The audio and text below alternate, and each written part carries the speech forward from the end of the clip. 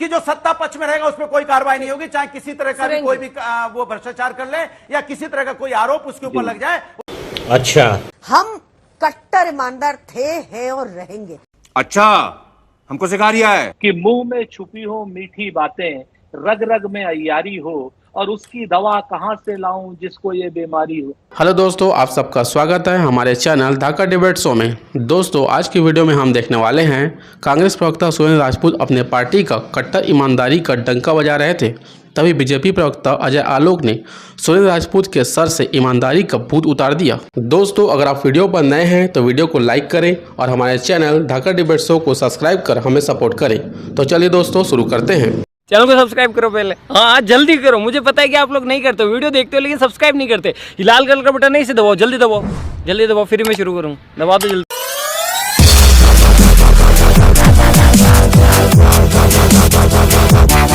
प्रियंका जी, एक वक्त पर भ्रष्टाचार के ही खिलाफ आवाज उठाते हुए आम आदमी पार्टी एक आंदोलन से निकली और फिर दिल्ली में सत्ता में आई, पंजाब में कांग्रेस के अपने दम पर सरकारें आप देखिए और अपनी देखिए।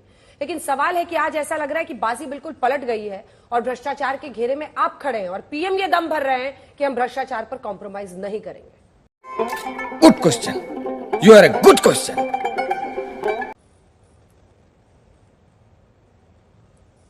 अंजना जी, मुझे 2 मिनट दीजिएगा क्योंकि बहुत जरूरी है ये मुद्दे एड्रेस करना।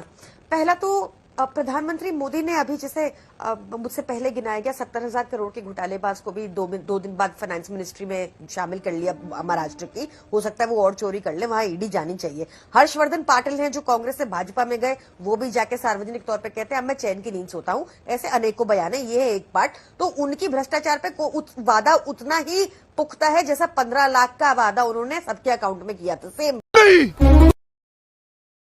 मैं नहीं मानता बात है।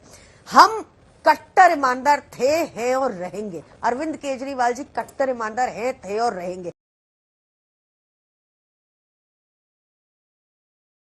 अब सवाल आता है कट्टर ईमानदार हैं तो बेल क्यों नहीं मिली? आप सुप्रीम कोर्ट का ऑर्डर उठा के देखिए, उसमें भी लिखा हुआ है कि मनीष जी के प्रति कोई मनी ट्रेल नहीं है, 1 पैसे की चवन्नी की रिकवरी नहीं हुई। फिर बेल क्यों नहीं मिली? इन्होंने क्या किया अंजना जी, 2017 में सुप्रीम कोर्ट ने एक प्रावधान को पीएमएलए के अनकॉन्स्टिट्यूशनल घोषित कर दिया था। उस प्रावधान में था कि अगर आपको बेल की ही स्टेज पे अपना पूरा केस प्रूफ करना होगा और जज को सेटिस्फाई करना होगा कि आपने कुछ नहीं किया। तुम्हें कैसे पता चला? तुम्हें कैसे पता चला? बेल की स्टेज पे।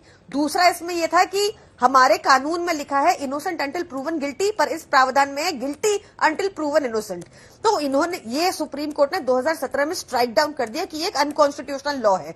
उसके बाद क्या हुआ कि 2019 में एक बैकडोर से फाइनेंस एक्ट के थ्रू उन्होंने इस अनकॉन्स्टिट्यूशनल प्रोविजन को रिवाइव कर दिया। ये अरे कहना क्या चाहते हैं? करना अलाउड है या नहीं, ये सुप्रीम कोर्ट में अलग से मामला पेंडिंग है जो 7 जज बेंच के आगे जब लगेगा तब लगेगा।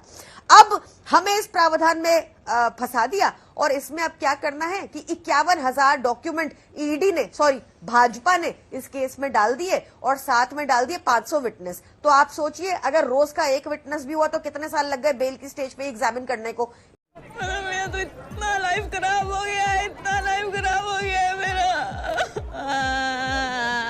इसलिए सुप्रीम कोर्ट ने कहा 2 मिनट नहीं टिकेगा ये केस नीचे ट्रायल कोर्ट में और 6 महीने के अंदर ये केस डिसाइड किया जाए, क्योंकि हमारे देश में 10-15 साल लगना ट्रायल कोर्ट में मामूली बात है। तो ये सारा खेल चल रहा है, हमें इतनी संगीन प्रोविजन में फंसा दिया गया है जहां पे बेल मिलना इम्पॉसिबल है, चाहे आप बेगुनाह हो। देखिए ना, बृजभूषण तो बाहर घूम रहा धड़ल्ले से, उनके वहां तो पुलिस कह भी रही है कि भाई साक्ष्य है कि इन्होंने महिलाओं को छेड़ा, पर वो बाहर घूम रहे हैं। पता लगा लिया, सब कुछ पता लगा लिया, मैंने अपने दिमाग का इस्तेमाल करके सब कुछ पता लगा लिया। हमें ऐसी प्रोविजन में फंसा दिया कि कुछ भी करते रहिए, अब पूरा ट्रायल जब तक नहीं होगा बेल मिलना मुश्किल है। जवाब दीजिए जल्दी से अजय आलोक जी।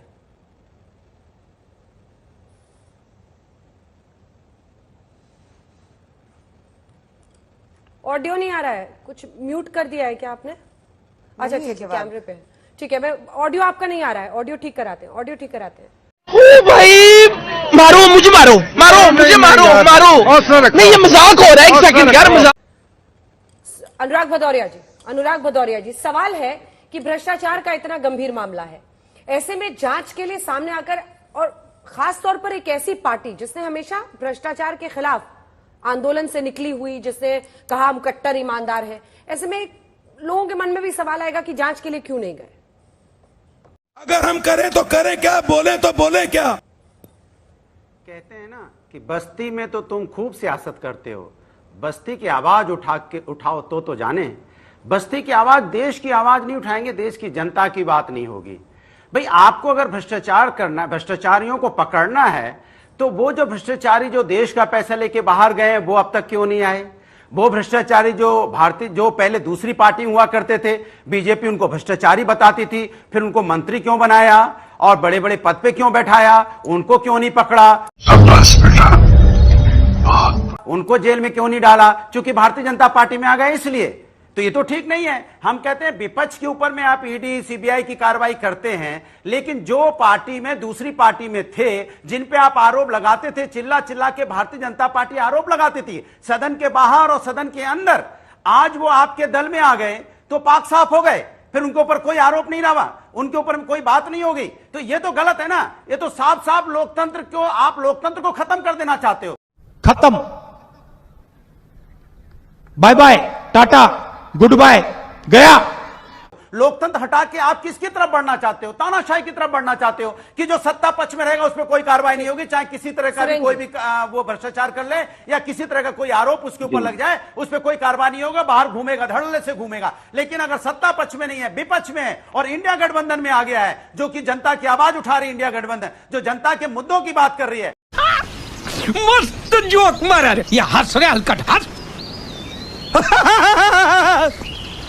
उसके साथ अगर हो तो आपके ऊपर ईडी सीबीआई की कार्रवाई होगी और आपको जेल में डाल दिया जाएगा। ये तो ठीक नहीं है। आप बताइए, मैं पूछना चाहता हूं, नहीं दूसरों के गिरबान में तो ये झांकते हैं, लेकिन अपने गिरबान में नहीं झांकते। ठीक है, मैं पूछ लूंगी उनसे। आप कभी इंडिया के देश के जो मुद्दे हैं उस पर बात क्यों नहीं करते? दो चीजें बड़ी साफ साफ हैं अंजना जी। कहते हैं ना कि मुंह में छुपी हो, ये मोदी जी के लिए है कि मुंह में छुपी हो मीठी बातें, रग रग में अय्यारी हो, और उसकी दवा कहां से लाऊं जिसको ये बीमारी हो। क्या बात है सर, क्या बात है सर, क्या बात, ये बात है। आज की डेट में ईडी वाले लुटेरे बन रहे हैं, 15-15 लाख रुपए की लूट कर रहे हैं। स्पेशल प्लेन से काले बक्सों में क्या आ रहा है कोई जांच नहीं, ईडी के वाहनों की जांच नहीं। सारे के सारे लुटेरे, चाहे वो मोदी हो, चाहे चौकसी हो, चाहे संदेशरा हो। मैं नरेंद्र मोदी की बात नहीं कर रहा, ललित मोदी की बात कर रहा हूँ, नीरव मोदी की बात कर रहा हूँ। ठीक है, ये सारे के सारे बाहर बैठे हैं, ये लुटेरे सारे आपके साथी बाराती हैं। मोदी जी इनको तो ले आते 9 साल हो गए आपको, ये इनको नहीं लाओगे आप क्या करोगे कि नए नए केस बनाओगे, उस केस को 6 साल चलाओगे, आरोप लगा करके हमको अपराधी बताने का काम करोगे और अपने अपराधियों को सिर्फ कहोगे आरोप लगे हैं, अभी केस कुछ हुआ नहीं। तो ऐसा होता है, जाकर के आरोप लगाएंगे, अपराधी बना देंगे अंजना जी। और हमारे यहाँ के जो आरोप लगा करके अपराधी बन, अपने यहाँ के वित्त मंत्री बना लेंगे, मुख्यमंत्री बना लेंगे, उप मुख्यमंत्री। ये जो दोगलापन है ना, और अभी तो रुको, क्लाइमैक्स अभी बाकी है व्यवहार का। ठीक है प्रियंका जी, अब जनता अजय आलोक जी हमारे साथ जुड़ेंगे तो मैं उनसे जवाब लूंगी। ठीक है सर। अशोक गहलोत ने जो बात करी कि यहाँ पर 12 साल पुराना केस वैभव के खिलाफ आपने खोल दिया, सिर्फ चुनाव से पहले वीरभद्र सिंह को आपने मार डाला, उसकी बेटी की शादी के उस पर आपने सीबी और ईडी भेज दी। किस तरीके की बदतमीजी ये लोग भारतीय जनता पार्टी वाले लोकतंत्र को कलंकित करने के लिए कर रहे हैं। चल चल चल चल, गाड़ी स्टार्ट कर। बात आ रही है, आवाज आ रही है अजय आलोक जी? बोलिएगा, कुछ बोलिएगा। उनको शायद अब आवाज भी नहीं जा रही ऑडियो। अरे आज आवाज नहीं आ रही है, उनकी आवाज गई, खत्म। Priyanka ji, tata bye bye हो गया।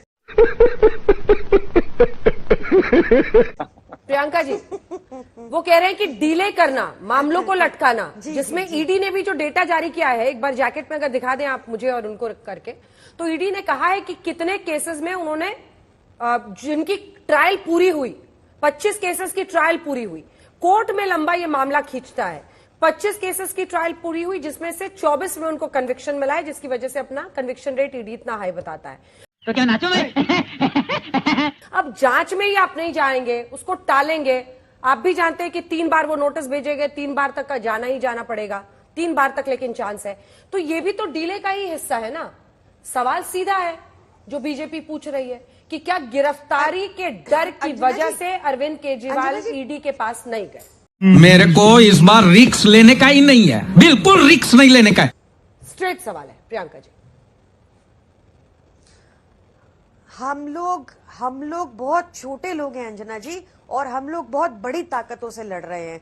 तो ये बाकी पार्टी में तो एक आधी एफआईआर करके ही डरा देते हैं, हटा देते हैं। हम ऑपरेशन लोटस करते हैं, 50 खोखे नोटों के नारे आप सुनते हैं, पर हम ना बिकते हैं ना टूटते हैं। ये हमारी आवाज को कैसे दबाए? अजय आलोक जी, इतनी खुशी मुझे आज तक। इसके पास एक ही तरीका है, जेल में डाल दो और मोटे मोटे प्रोविजंस